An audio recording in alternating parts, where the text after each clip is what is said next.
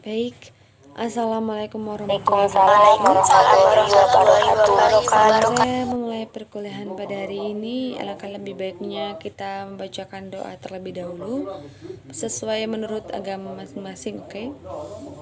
Saya sendiri akan memimpin berdoa mulai.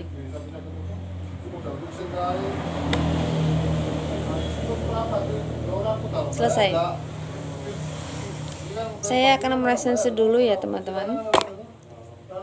Yang pertama, Dewi Zara apakah hadir? Hadir, Bu. Yang kedua, Alvinur Faradis. Hadir, Bu. Yang ketiga, Berliana Putri. Hadir, Bu. Selanjutnya, Zakiatul Arfi. Izin, Bu. Kenapa? Sakit, Bu. Oh iya, tadi sudah di grup ya. Yang terakhir ada Lulu Mufidah. Hadir, Bu. Baik. Jadi yang satu sakit ya. Oke, sesuai dengan pembelajaran kemarin, kita akan belajar tentang teks prosedur seperti yang saya ajarkan kemarin ya. Saya akan mengulas dan akan memberikan video kepada kalian pada pembelajaran hari ini. Apakah ada yang ingat teks prosedur itu apa? Saya, Bu. Oke. Baik, Dewi Zara apa? Prosedur itu teks yang bersihkan langkah-langkah atau cara-cara pembuatan sesuatu ataupun pembuatan apapun atau tahapan yang harus dilakukan untuk mencapai suatu tujuan yang diinginkan. Oke, bisa dikatakan seperti itu. Ada yang lain? Ada yang tahu pendapat lain? Belum ada ya. Jadi teks prosedur itu sama seperti yang dikatakan Mbak Dewi tadi, pembuatan atau langkah yang aktual supaya dapat membantu orang juga bertujuannya ya kan, dapat menghasilkan hasil yang maksimal juga dari teks prosedur tersebut. Dan contohnya dapat berupa barang ataupun pikiran juga bisa loh. Jadi seperti langkah pembuatan kue, langkah pembuatan mie instan, langkah supaya kasur tetap lembut ataupun kayu tetap kuat. Itu pasti ada, tetap ada. Jadi teks prosedur itu beda ya dengan komposisi. Kemarin ada yang tanya sama saya kalau misalnya apakah teks prosedur dan komposisi itu sama? Itu beda, karena komposisi kan hanya pembuatan bahannya saja, tidak langkah. Tapi ada juga di kemasan misal cara dan langkah pembuatan, tapi tidak sedetail teks prosedur gitu. Teks prosedur itu sangat detail supaya si pembaca itu dapat memahami dengan benar gitu, dan supaya hasil juga dapat maksimal gitu.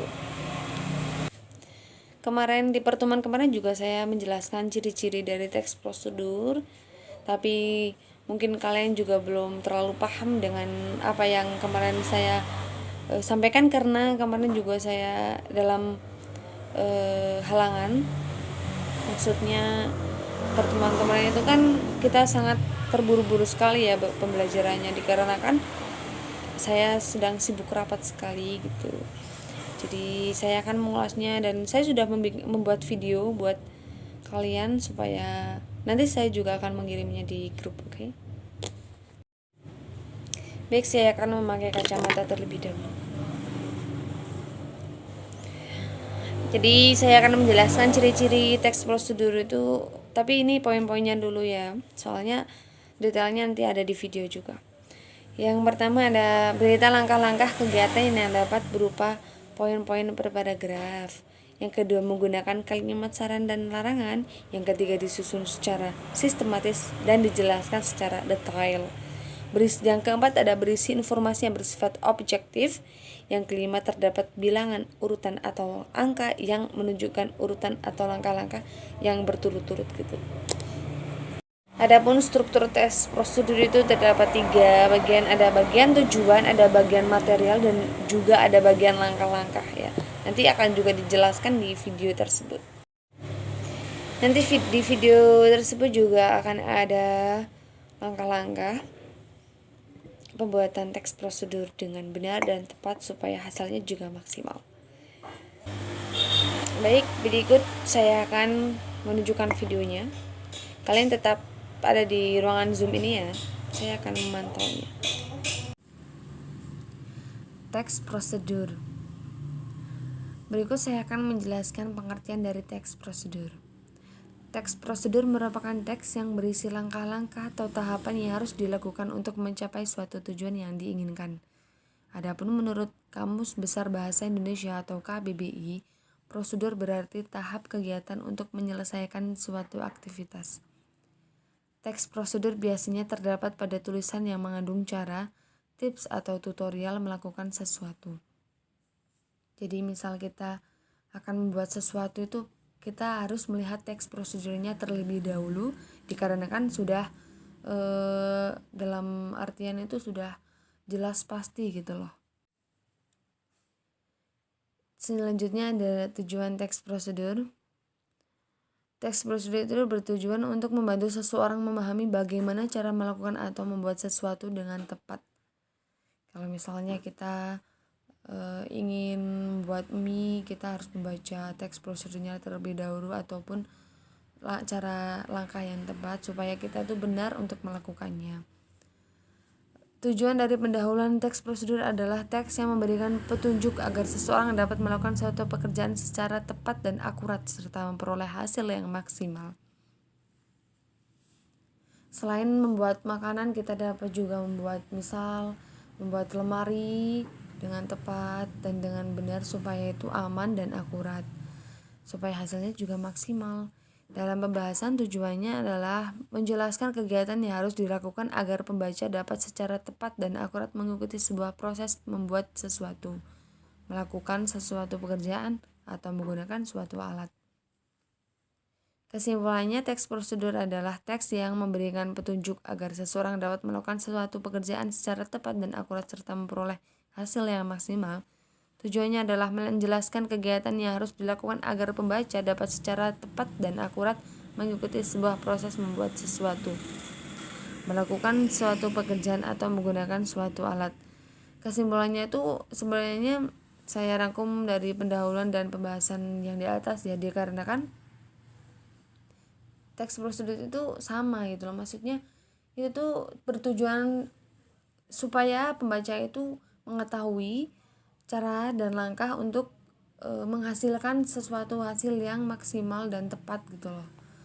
Misal kita tuh melakukan bukan hanya dengan cara melakukan hal kegiatan ataupun membuat hal kegiatan.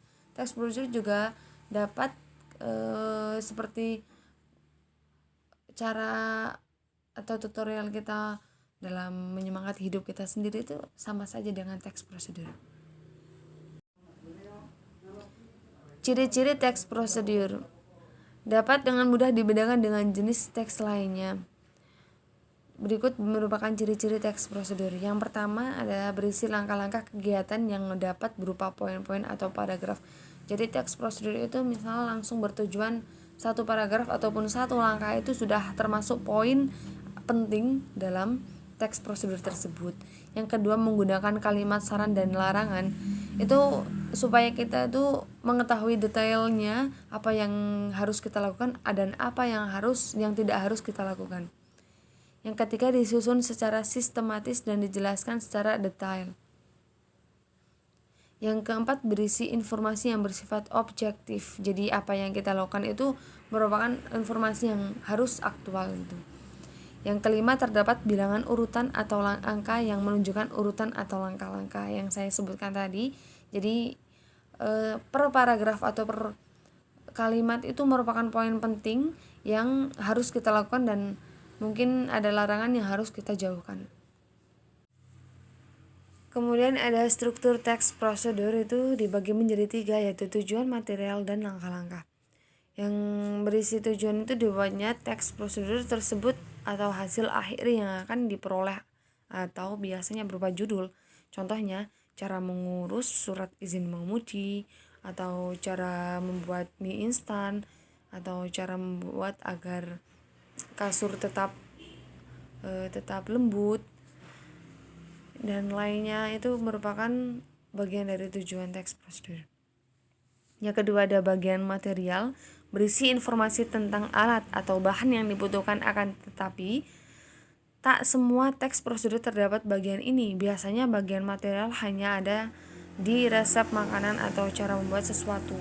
Misal cara membuat kue dengan alat-alat, ada oven, ada mentega ataupun bahan lainnya gitu loh. Yang ketiga ada bagian langkah-langkah. Bagian ini berisikan langkah-langkah yang harus dilakukan demi memperoleh hasil sesuatu dengan tujuan teks prosedur. Tahapan ini harus dilakukan secara runtut dan tidak boleh ada tahapan yang terlewat atau tertukar. Soalnya kalau misalnya ada yang tertukar, itu pasti hasilnya tidak maksimal. Jadi kita harus tetap sesuai dengan teks prosedurnya itu. Yang terakhir ada langkah-langkah pembuatan teks prosedur. Langkah penulisan dalam membuat teks prosedur yang baik dan benar itu yang pertama adalah menentukan topik apa yang akan kita buat. Misalnya kita akan membuat kue dan kita harus bertujuan fokus untuk cara pembuatan kue tersebut. Yang kedua, mengumpulkan sumber informasi dan menulis kerangka karangan. Sebelum kita menuliskan kerangka karangan, kita harus mengumpulkan sumber informasinya terlebih dahulu. Kita akan membedakan mana yang aktual dan mana yang hoax. Dan kita akan sebelumnya kita juga bisa mempraktekkan terlebih dahulu supaya kita juga lebih detail dan lebih paham apa yang kita buat di teks prosedur tersebut. Yang ketiga, mengembangkan informasi yang telah didapat dan memikirkan langkah-langkahnya. Yang keempat, menentukan judul. Yang penting itu kita sudah mengetahui topik dan apa yang harus kita buat. Kalau misalnya judul itu bisa menyusul gitu. Yang kelima, menyusun teks prosedur kompleks secara utuh. Jadi kita akan tetap sesuai dengan langkah-langkah dan menyusun teks tersebut itu secara runtut dan utuh gitu, supaya tidak ada kekeliruan dalam pembuatan teks prosedur. Yap, sudah selesai. Apakah ada yang ditanyakan soal teks prosedur tersebut? Apakah kurang jelas? Bisa ditanyakan langsung. Oh, oke, Mbak Alvinur Faridis mau bertanya apa? Apakah teks prosedur harus detail dan runtut, Bu? Jika tidak, apa yang terjadi? Jadi sesuai dengan keterangan tadi ya, kalau misalnya teks prosedur itu tidak urut ataupun tidak runtut, itu hasilnya akan tidak maksimal. Maksudnya tuh hasil pasti akan jadi, tapi tidak semaksimal apa yang kita inginkan kan. Jadi sepandai mungkin, sebisa mungkin lah kita harus membuat teks prosedur itu dengan akurat supaya pembaca juga bisa mendapatkan hasil yang maksimal. Jadi kita tuh bisa menginformasikan kepada si pembaca itu supaya si pembaca dapat senang dengan apa yang kita buat, dan